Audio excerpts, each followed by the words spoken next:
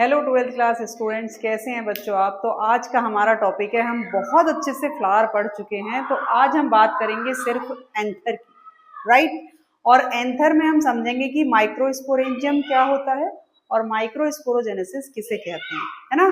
Flower की video आप देख सकते हैं, मैंने बहुत डिटेल में आपको बताया है कि कहाँ होते हैं एंथर और कहाँ होते हैं स्टाइल, ओवरी, कौन कौन से पार्ट कहाँ प्रेजेंट होते हैं, राइट। ये वीडियो आपके लिए इतनी हेल्पफुल है कि मुझे नहीं लगता इसे देखने के बाद आपको एक सिंगल डाउट भी आएगा, तो वीडियो जरूर देखें आप ये, ठीक है। चलिए स्टार्ट करते हैं। अब देखिए एंथर है, तो एंथर को हम क्या कहते हैं बेटा कि एंथर क्या होता है, बाइलोब्ड होता है। आप कोई पूछे कि बाइलोब्ड क्या होता है, तो जनरली इस स्ट्रक्चर को हम ऐसे बना देते हैं कि ये बाइलोब्ड है। तो ये क्या है, ये होता है बेटा फिलामेंट। इसका रिप्रोडक्शन में कोई भी रोल नहीं होता, इसका कोई रोल नहीं होता। अब क्या करना है हमें कि एक लोब में हम देखते हैं थीका कितने होते हैं, तो 1 लोब इक्वल टू 2 थीका, ठीक है। इसलिए हम इस एंथर को डाइथीकस कह देते हैं। थीका कुछ नहीं होती, एक स्ट्रक्चर होती है जिसमें कोई चीज प्रेजेंट होती है। जो लोब बनेगा उसके अंदर जो एक स्ट्रक्चर है, जो एक गहराई है, उसको हम कहते हैं थीका, राइट। तो एक लोब में 2 थीका हो गए, तो एंथर क्या हुआ, बाइलोब्ड। एंथर में तो 2 ही लोब हैं। अगर हम स्ट्रक्चर को ऐसे बनाते हैं कि हमें ये स्ट्रक्चर कैसे बनानी पड़ेगी, हमें ये स्ट्रक्चर ऐसे बनानी पड़ेगी। हम लोब की बात करें तो एक लोब ये है और दूसरा लोब ये है। अगर हम बात करें थीका, तो 1 थीका, 2 थीका, 3, 4, टोटल 4 थीका हो गए। अब हम बात करते हैं कि कितने माइक्रोस्पोरेंजियम होते हैं। तो बेटा हम इसको कंसीडर करते हैं कि जो 1/4 पार्ट है, जो 1/4 पार्ट है वो क्या हो गया, माइक्रोस्पोरेंजियम। तो एक एंथर के पास कितने स्पोरेंजियम हो गए, एक एंथर के पास हो गए 4 माइक्रोस्पोरेंजियम। ठीक बात, आपको बिल्कुल क्लियर हो गया कि एक एंथर था, अगर जनरली कहें तो 2 लोब हो गए, और डिटेल्ड स्ट्रक्चर बनाए तो हम क्या करेंगे कि 4 थीका हो गए और 4 ही माइक्रोस्पोरेंजियम हो गए। अब हमें स्टडी करनी होती है सिर्फ एक माइक्रोस्पोरेंजियम की, पूरे एंथर की स्टडी हो जाएगी, है ना। अब देखिए माइक्रोस्पोरेंजियम की स्ट्रक्चर क्या होती है। अब हम क्या देखेंगे बेटा, स्ट्रक्चर ऑफ माइक्रोस्पोरेंजियम। क्या देखेंगे, स्ट्रक्चर ऑफ माइक्रोस्पोरेंजियम, राइट। जो मैं ये डायग्राम बना रही हूं ये माइक्रोस्पोरेंजियम का है। समझिए कि बोर्ड में क्वेश्चन कहां से पूछे जाते हैं।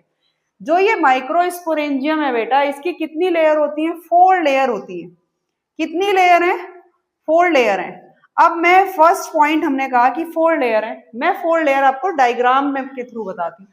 बेटा जो सबसे आउटर मोस्ट लेयर होती है दैट इज एपिडर्मिस। क्या है बेटा वो, एपिडर्मिस, राइट। उसके बाद जो यहाँ लेयर होती है उसके अंदर होती है, ये लेयर क्या होगी बेटा, एंडोथीशियम। क्या होगी, एंडोथीशियम। अब क्या आएगी, मिडिल लेयर। अब क्या आएगी यहाँ पे, जो थर्ड लेयर हमारी होगी वो क्या होगी, मिडिल लेयर, राइट। कोई डाउट नहीं। अब इसके अंदर एक लेयर आएगी, जो लेयर इसके अंदर आएगी उस लेयर को हम क्या कहेंगे, टैपिटम। क्या कहेंगे, टैपिटम। तो टोटल 4 लेयर हो गई। अब मुझे बताओ, हम पढ़ रहे हैं एक माइक्रोस्पोरेंजियम। बेटा यहाँ क्या होता है, कॉम्पैक्टली अरेंज्ड सेल्स होती हैं। क्या होती हैं, कॉम्पैक्टली अरेंज्ड सेल्स होती हैं। इन सेल्स का नाम है स्पोरोजिनस टिश्यू। Sporogenous tissue. देखिए 4 लेयर हो गई, उसके अंदर स्पोरोजिनस टिश्यू हो गया। इस स्पोरोजिनस टिश्यू के पास ही होती हैं क्या, पॉलन मदर सेल। क्या होती है, पॉलन मदर सेल, या इस सेल का दूसरा नाम क्या है, माइक्रोस्पोर मदर सेल।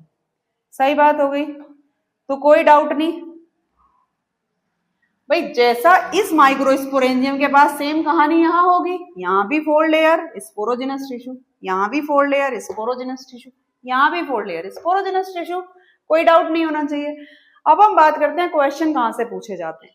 क्वेश्चन पूछे जाते हैं बेटा कि जो आउटर में 3 लेयर हैं, फंक्शन बताइए इनके। क्या बताइए इनके फंक्शन। एक फंक्शन तो आपको पता है कि अगर आउटर मोस्ट लेयर है क्या करेगी? प्रोटेक्शन करेगी, बचाएगी आपको। आपकी स्किन क्या करती है?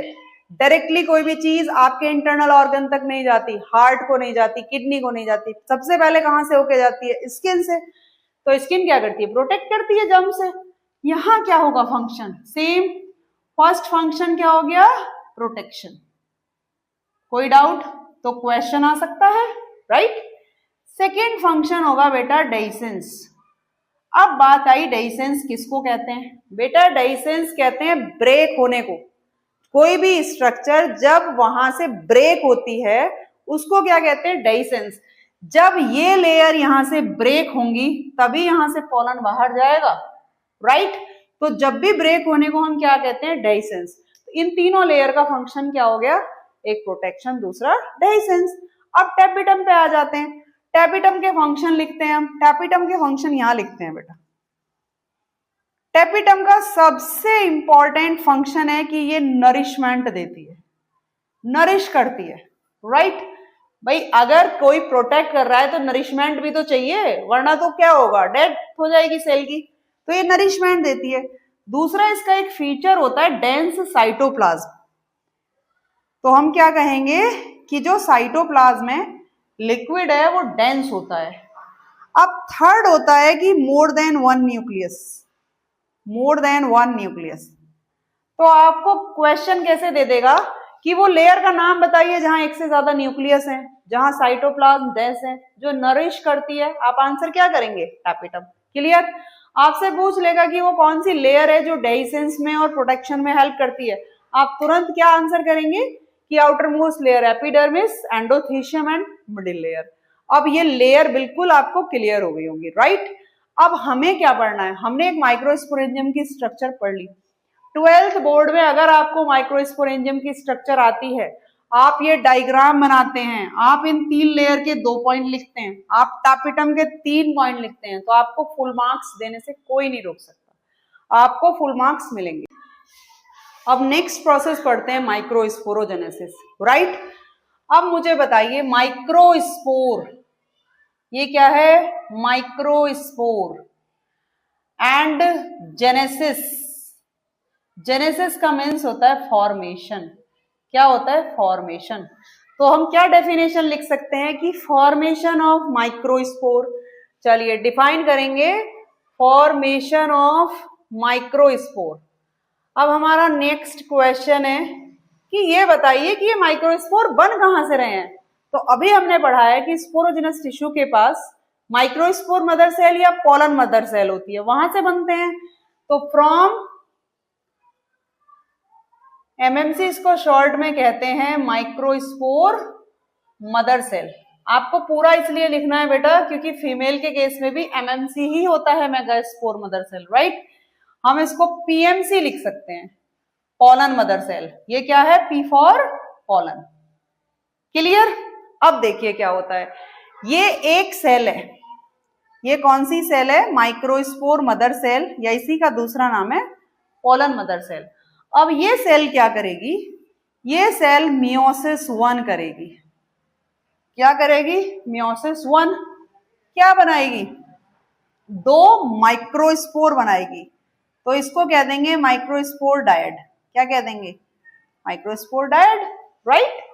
अब ये सेल क्या करेगी? मियोसिस 2 करेगी। तो 2 सेल कितनी सेल बनाएंगी? सिंपली 4। इसको हम क्या कह देंगे? Microspore tetrad. क्या कह देंगे? टेट्राड। बताइए एक माइक्रोस्पोर मदर सेल कितने माइक्रोस्पोर बनाती है? 4। यही माइक्रोस्पोर डेवलप हो जाएंगे पोलन में। अब देखिए जो बेटा मियोसिस 1 है इसको कहते हैं रिडक्शनल डिवीजन। क्या कहते हैं? Reductional division.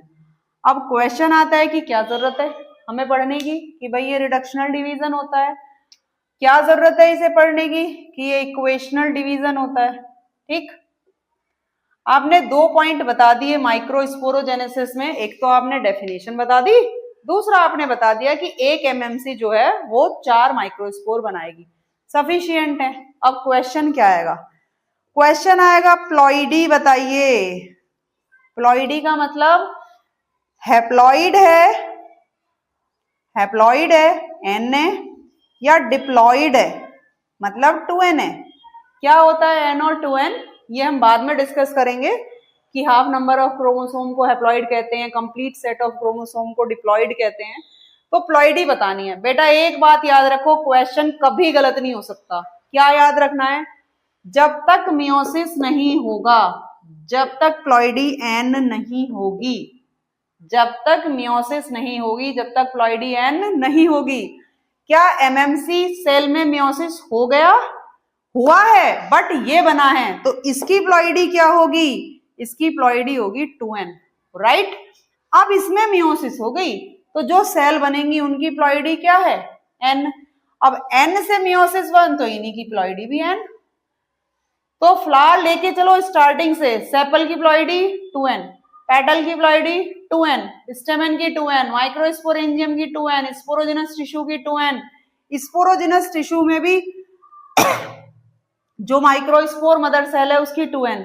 सिर्फ प्लॉइडी कहां जाके चेंज हुई? माइक्रोस्पोर, है ना। तो प्लॉइडी की अगर हम बात करते हैं तो क्या होगा कि ये तब चेंज होती है। चलिए देखते हैं, एक बार प्लॉइडी देखते हैं।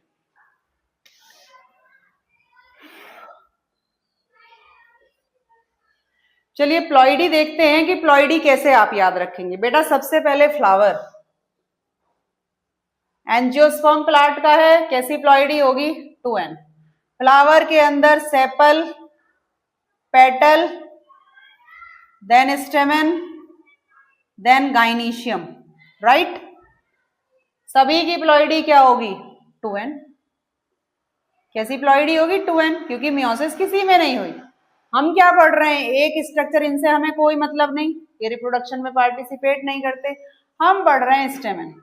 क्या पढ़ रहे हैं हम? स्टेमन। तो स्टेमन में हमने क्या पढ़ा कि स्टेमन के 2 पार्ट होते हैं। स्टेमन के कितने पार्ट होते हैं? 2 पार्ट। एक एंथर और दूसरा क्या होता है? फिलामेंट। क्या अभी मियोसिस हो गई? नहीं। तो प्लॉइडी कैसी है?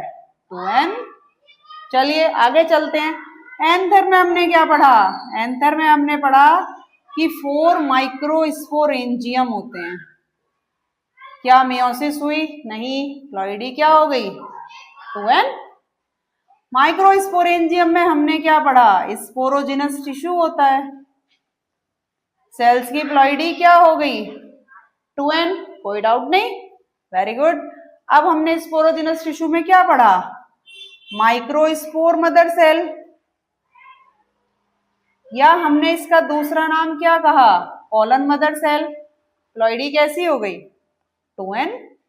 अब हमने क्या किया? यहां हो गई बेटा मियोसिस। क्या हो गई? मियोसिस, और बन गया माइक्रोस्पोर।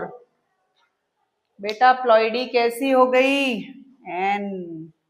वेरी वेरी इंपॉर्टेंट, यहीं से क्वेश्चन पूछा जाता है, याद रहेगा। प्लॉइडी में आपको डाउट ही नहीं करना, पूरा प्लॉइडी 2n चली आ रही है, तब तक प्लॉइडी 2n रहेगी जब तक मियोसिस नहीं हो जाएगा। आई होप आपको क्लियर हो गया होगा टॉपिक। और आप 2 बार वीडियो देखिए, नोट्स बनाइए, फ्लो चार्ट की फॉर्म में बनाइए, और मुझे नहीं लगता आपको कोई डाउट रह जाएगा। ठीक है, वीडियो को सब्सक्राइब, लाइक जरूर करें मेरे चैनल को, जिससे कि और वीडियोस आपको मिलती रहें और आपको ये डाउट क्लियर होते रहें। ठीक है, अगर कोई भी सिंगल डाउट है आपको तो आप कमेंट बॉक्स में पूछ सकते हैं। Thank you.